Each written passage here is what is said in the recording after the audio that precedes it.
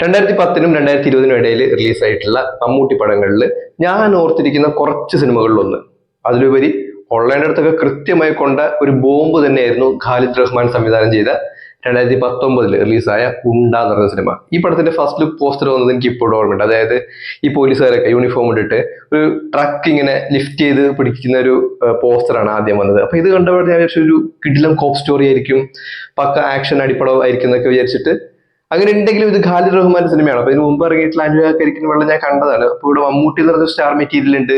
അതുകൂടാതെ ഒരുപാട് ആർട്ടിസ്റ്റുകളുണ്ട്. അർജുൻ അശോകൻ, ഷൈൻ ടോം ചാക്കോ, പിന്നെ നമ്മളെ റോണി, ഡോക്ടർ റോണി ഉണ്ട്, ഗ്രിഗറി ഉണ്ട്, പിന്നെ ഒരുപാട് ആൾക്കാരുണ്ട്. അപ്പൊ ഞാനിത് കണ്ടപ്പോൾ വിചാരിച്ചു ഇനി ഒരു ആക്ഷൻ പടമായിരിക്കോ അങ്ങനെയൊക്കെ വിചാരിച്ച് ഈ പടം കണ്ടിട്ട് പടം മുഴുവൻ കണ്ടു. അതായത് പടം സ്റ്റാർട്ട് ചെയ്ത് തീരുന്നവരെ നമുക്ക് അറിയുകയില്ല. വളരെ നൈസായിട്ട് പടം പോകും. ഭയങ്കര ഫീൽ ഗുഡ് ആയിട്ട് നമുക്ക് കാണാൻ വേണ്ടി പറ്റിയൊരു പോലീസ് സ്റ്റോറിയാണ്. നമ്മൾ ഇതുവരെ കണ്ടിട്ടുള്ള ഈ കോപ്പ് സ്റ്റോറികളിൽ നിന്നൊക്കെ വളരെ ഡിഫറെന്റ് ആയിട്ട് സാധാരണക്കാരായിട്ടുള്ള മനുഷ്യന്മാരായിട്ടുള്ള കുറച്ച് പോലീസുകാരുടെ സ്റ്റോറി ആയിരുന്നു. ഈ പടം കണ്ടിട്ട് ഇതിന്റെ കഥ എന്താണെന്ന് ചോദിച്ചു കഴിഞ്ഞാൽ നമുക്കിത് പറഞ്ഞു കൊടുക്കാൻ വളരെ സിമ്പിൾ ആണ്. അതായത് കേരളത്തിൽ നിന്ന് ഇലക്ഷൻ ഡ്യൂട്ടിക്ക് വേണ്ടിയിട്ട് ബസ്തറിലേക്ക് പോകുന്ന കുറച്ച് പോലീസുകാരുടെ സ്റ്റോറിയാണ് ഇത്. ക്യാമ്പിലെ പോലീസുകാരുടെ കഥയാണെന്ന് പറഞ്ഞ പരിപാടി തീർന്നു.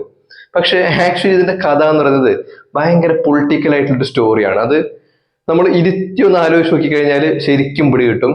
അവിടെ നമുക്ക് കേരളത്തിലെയും ഇന്ത്യയിലെയും, അതായത് കേരളം എന്ന് പറയുമ്പോഴത്തേക്ക് പല ആൾക്കാരും പറയാറുണ്ടല്ലോ കേരളം ഇന്ത്യ തമ്മിൽ ഒരുപാട് വ്യത്യാസമുണ്ട്. പക്ഷെ ആക്ച്വലി ഞാൻ മനസ്സിലാക്കിയിട്ടുള്ളത് കേരളം എന്ന് പറയുന്നത് പൊളിറ്റിക്കലിയും ജിയോഗ്രഫിക്കലിയും കൾച്ചറലി ഒക്കെ നോക്കിക്കഴിഞ്ഞാൽ ഇന്ത്യയുടെ ഭാഗം തന്നെയാണ്. സോ ഇന്ത്യയിൽ വർഗീയതയോ എന്ത് പ്രശ്നങ്ങളുണ്ടെങ്കിലും അതിൻ്റെയൊക്കെ വേറൊരു വേർഷൻ കേരളത്തിലുണ്ട്. സോ ഈ പടത്തിലെ പല കാര്യങ്ങൾ കാണുമ്പോഴത്തേക്ക് ഇതിന്റെ ഒരു ചെറിയൊരു വേർഷൻ നമ്മുടെ നാട്ടിൽ നടന്നിട്ടുള്ളതാണ്. അതിനെ വളരെ സറ്റീറിക്കലായിട്ട് അല്ലെങ്കിൽ ഒരു ഡാർക്ക് ഹ്യൂമറിന്റെ ബേസിൽ ഈ പടം നല്ല രീതിയിൽ അവതരിപ്പിച്ചിട്ടുണ്ട്. എന്ന് വെച്ചാൽ സ്ക്രിപ്റ്റ് വൈസ് നോക്കിക്കഴിഞ്ഞാലുണ്ടല്ലോ ഇതിൽ പല കാര്യങ്ങളും നമുക്ക് രണ്ടാമത് റീവാച്ച് ചെയ്യുന്ന സമയത്ത് നോട്ടീസ് ചെയ്ത് എടുക്കാൻ വേണ്ടി പറ്റും. അങ്ങനെ നോക്കുമ്പോഴത്തേക്ക് ഒരു ബ്രില്യൻ്റ് ആയിട്ടുള്ള ഒരു ക്രാഫ്റ്റ് ആയിരുന്നു ഈ പടം. ഈ സിനിമയിലെ മമ്മൂട്ടിയുടെ കഥാപാത്രം തന്നെ എടുത്തു നോക്കുക, S I Manikandan. S I മണികണ്ഠനെ ആദ്യം ഇൻട്രൊഡ്യൂസ് ചെയ്യുന്ന സമയത്ത് നോർമൽ ഒരു പോലീസ് പടത്തിലൊക്കെ മെയിൻ ലീഡ് റോളിനെ അവതരിപ്പിക്കാന്ന് വെച്ചാൽ ഒരു മാസ പരിപാടി ആയിരിക്കും. എന്ന് വെച്ചാൽ ചുരുങ്ങിയത് ഒരു കുഴി ബോംബെങ്കിലും പൊട്ടിച്ചുകൊണ്ടായിരിക്കും അവർ തുടങ്ങുക. പോലീസ് കഥാപാത്രമാണല്ലോ. പക്ഷെ ഈ പടത്തിലെ മണിയെ കാണിക്കുന്ന സമയത്ത്, എസ് ഐ മണിയെ കാണിക്കുന്ന സമയത്ത് ചെറിയൊരു നോട്ടം കൊണ്ട് ഒരു കള്ളന്റെ മോഷണ ശ്രമം ഇല്ലാതാക്കുന്ന ഒരു പോലീസുകാരനായിട്ടാണ് അവതരിപ്പിക്കുക. അതായത് വളരെ ചിരിച്ചുകൊണ്ട് ഒരു ചായക്കാരുടെ ഫ്രണ്ടിൽ നിന്ന് ചായ കുടിക്കുമ്പോഴത്തേക്ക് നേരെ ഓപ്പോസിറ്റ് സൈഡിൽ ഒരു ചങ്ങായി അവിടെ നിന്ന് പോക്കറ്റ് അടിക്കാൻ വേണ്ടി നോക്കുന്നുണ്ടാവും. ഇയാളിങ്ങനെ നോക്കിക്കൊണ്ടിരിക്കുന്ന സമയത്ത് അയാൾക്ക് മനസ്സിലാവും പോലീസുകാരൻ കാണുന്നുണ്ട് എന്ന്. വളരെ സിമ്പിൾ ആയിട്ട് ആ പേഴ്സ് താഴെ ഇടുന്നതും ഒരു വലിയൊരു ശ്രമം, അതായത് ഒരു കള്ളന്റെ മോഷണ ശ്രമം ഒരു നോട്ടം കൊണ്ടും ഒരു ചിരി കൊണ്ടൊക്കെ പൊളിച്ചു കൊടുക്കുന്ന ഒരു പോലീസുകാരൻ. പിന്നെ അയാളുടെ ലൈഫിനോടുള്ള ഒരു കാഴ്ചപ്പാട്, അയാളുടെ ഒരു ക്രൂ മെമ്പേഴ്സിനെ ട്രീറ്റ് ചെയ്യുന്ന രീതി, അയാളുടെ പാർട്ണർ അയാൾ കണ്ടുപിടിച്ച കാര്യങ്ങളൊക്കെ അയാൾ ആ ക്യാമ്പിലിരുന്ന് സംസാരിക്കുന്നുണ്ട്. അതിനൊക്കെ വലിയ കാര്യമായിട്ട് എനിക്ക് തോന്നിയത് ഇവരുടെ ഈ പോലീസ് ടീമിൽ തന്നെ ലുക്മാൻ അവതരിപ്പിക്കുന്ന ഒരു കഥാപാത്രമുണ്ട്, ബിജു എന്ന് പറയുന്ന ഒരു കഥാപാത്രം. ഒരു ട്രൈബൽ ബാക്ക്ഗ്രൗണ്ട് ഉള്ള ക്യാരക്ടറാണ്. അപ്പൊ അയാളുടെ അതേ ക്യാമ്പിൽ തന്നെയുള്ള വേറൊരു പോലീസുകാരനെ കൊണ്ട് നിരന്തരം ഇയാൾക്ക് ജാതീയമായിട്ടുള്ള അധിക്ഷേപങ്ങൾ ഉണ്ടാകുന്നുണ്ട്. നീ ആദിവാസി അല്ലേ, നീ മാവോയിസ്റ്റ് ആണെന്നൊക്കെ ചോദിക്കുന്നുണ്ട് ലുക്മാനോട്. അപ്പൊ ഈ ഒരു പ്രശ്നം കാരണം ഇയാൾ ഒരു ഘട്ടത്തിൽ ഈ മണികണ്ഠനോട്, എസ് ഐ മണിയോട് പറയുന്നുണ്ട്, ഈ ഒരു ക്യാമ്പ് ഡ്യൂട്ടി കഴിഞ്ഞു കഴിഞ്ഞാൽ ഞാൻ പോലീസിന്റെ പരിപാടി തന്നെ മതിയാക്കാൻ പോവാണ്, രാജിവെക്കാൻ പോവുകയാണെന്ന് പറയുമ്പോൾ ഈ നമ്മുടെ മമ്മൂട്ടിയുടെ കഥാപാത്രം ബിജുവിനെ നേരെ ക്യാമ്പിൽ കൊണ്ടുവന്നിട്ട് ഇയാളെ കൊണ്ട് സംസാരിപ്പിക്കുന്നുണ്ട്. അതായത് ഇങ്ങനെ ഒരു പ്രശ്നം നമ്മുടെ ഈ ക്യാമ്പിനുള്ളിലുണ്ട്, അതെല്ലാവരും അഡ്രസ്സ് ചെയ്യണം എന്നുള്ളൊരു മൈൻഡ് സെറ്റിലുള്ള ഒരാളാണ്. അയാളൊരു സീനിയർ ഉദ്യോഗസ്ഥനാണെന്നോ അല്ലെങ്കിൽ ഒരു സുപ്പീരിയറിറ്റി ഒന്നും എവിടെയും ആ സിനിമയിൽ ഒരു സ്ഥലത്ത് പോലും കാണിക്കുന്നില്ല. പിന്നെ അയാൾ ഒരു ലീഡിലേക്ക് വരുന്നപ്പോ എന്ന് വെച്ചാൽ സിനിമയുടെ സെക്കൻഡ് ഹാഫിൽ ആ ഗുണ്ടകളും പൊളിറ്റീഷ്യൻസ് ഒക്കെ ഇവരുടെ ഈ ക്യാമ്പ്, അതായത് ഇലക്ഷൻ നടക്കുന്ന ആ ഒരു സ്കൂൾ ആക്രമിക്കാൻ വരുന്ന സമയത്താണ് ഇയാളുടെ പവർ, യൂണിഫോമിന്റെ പവർ മൊത്തം അയാൾ കാണിക്കുന്നത്. അതിന് തൊട്ട് മുമ്പുള്ള ഒരു സീനില് ഈ മാവോയിസ്റ്റുകൾ വെടിവെക്കുന്ന സമയത്ത്, അതായത് ഇവരുടെ ഈ താമസിക്കുന്ന ക്യാമ്പിനുള്ളിലേക്ക് ലൈറ്റിലേക്ക് വെടിവെക്കുന്ന സമയത്ത് ഇയാൾ മൊത്തത്തിൽ പതറിപ്പോകുന്നുണ്ട്. കാരണം ഇയാൾ സർവീസിൽ കയറി ഇന്നേ വരെ ഒരു കള്ളനെ പോലും ഓടിച്ചിട്ട് പിടിച്ചിട്ടില്ലാത്ത ഒരാളാണ്. ക്യാമ്പ് ഡ്യൂട്ടി ചെയ്യുന്ന ഒരു പോലീസുകാരനാണ്. അപ്പോൾ നമ്മൾ സാധാരണ സിനിമകളിൽ കണ്ട രീതിയിൽ ഒരു കള്ളനെ ചേസ് ചെയ്ത് പിടിക്കുക, അടിക്കുക അമ്മാതിരി പരിപാടിയൊന്നുമില്ല. എന്തെങ്കിലും പ്രശ്നമുള്ള സമയത്ത് പോയിട്ട് അവിടെ ക്യാമ്പ് ചെയ്യുന്ന ഡ്യൂട്ടി, ഈ എയർ ക്യാമ്പിലൊക്കെ ഉണ്ടാകുന്ന പോലീസുകാരില്ലേ, അതുപോലെ ഉള്ള ഡ്യൂട്ടി ചെയ്തു വന്നൊരു പോലീസുകാരനാണ്. സോ അയാൾക്ക് ഓരോ ഇൻസിഡന്റിനോടും അല്ലെങ്കിൽ ചുറ്റുപാട് നടക്കുന്ന കാര്യങ്ങളോടൊക്കെ ഡിഫറെന്റ് ആയിട്ടുള്ള ഒരു അപ്രോച്ച് ഉണ്ടാവും. നോർമൽ ആയിട്ടുള്ള പോലീസുകാരൻ്റെതായിട്ടുള്ള സംശയങ്ങളോ അല്ലെങ്കിൽ എന്താണ് ഒരു അഗ്രഷനോ അങ്ങനത്തെ പരിപാടി ഒന്നുമല്ല. കുറച്ചൊക്കെ മനുഷ്യത്വപരമായിട്ട് വേറൊരു ആംഗിളിൽ നിന്ന് ലൈഫിനെയും ചുറ്റുപാടിനെയൊക്കെ കാണുന്ന ഒരു പോലീസുകാരനാണ്. അവസാനം ആ ക്യാമ്പ് കഴിഞ്ഞ് പോകുന്ന സമയത്ത് ആ ട്രൈബൽ, അതായത് ആ നാട്ടിലുള്ള ഒരു വയസ്സായിട്ടുള്ള ഒരാളോട് അയാളുടെ മോനോട് ഇയാൾ പറയുന്നുണ്ട്, എനിക്കിതിന്റെ ഭാഷയൊന്നും അറിയില്ല, പക്ഷെ ഇത് നിന്റെ മണ്ണാണ്, നീ ഈ മണ്ണ് വിട്ട് പോകാൻ വേണ്ടി പാടില്ല എന്നൊക്കെ പറയുന്നത് അതൊരു വലിയൊരു പൊളിറ്റിക്കൽ സ്റ്റേറ്റ്മെന്റ് ആയിട്ടാണ് ഞാൻ മനസ്സിലാക്കുന്നത്. ഇനി മറ്റൊരു കഥാപാത്രം ഞാൻ നേരത്തെ സൂചിപ്പിച്ച ലുക്മാന്റെ ക്യാരക്ടറാണ്, ബിജു എന്ന് പറഞ്ഞ ക്യാരക്ടർ. നോക്കുക, ആ പടത്തില് ഒരു ഭാഗത്ത്, അതായത് ഇവര് ഈ ബസ്തറിൽ ഒരു ക്യാമ്പിലാണല്ലോ നിൽക്കുന്നത്. ഈ ക്യാമ്പിന്റെ അടുത്ത് ഒരു മരത്തിന്റെ താഴെയായിട്ട് ഒരു വിളക്ക് ഇങ്ങനെ കത്തിച്ച് വെച്ചിട്ടുണ്ടോ. അപ്പൊ ഒരു പോലീസുകാരൻ ചോദിക്കുന്നത് എന്തിനാണ് വിളക്ക് കത്തിച്ച് വെക്കുന്നത് വരുമ്പോഴത്തേക്ക് ഈ ബിജു, അതായത് ലുക്മാന്റെ ക്യാരക്ടർ പറയുന്നുണ്ട്, അത് പുറത്തുനിന്നുള്ള ആൾക്കാർ വന്നിട്ട് ആക്രമിക്കാതിരിക്കാനായിട്ട് ഊരുകളിൽ തെളിയിച്ച് വെക്കുന്ന ഒരു വിളക്കാണ്, ഞങ്ങളുടെ ഊരിലും ഇതുണ്ട്.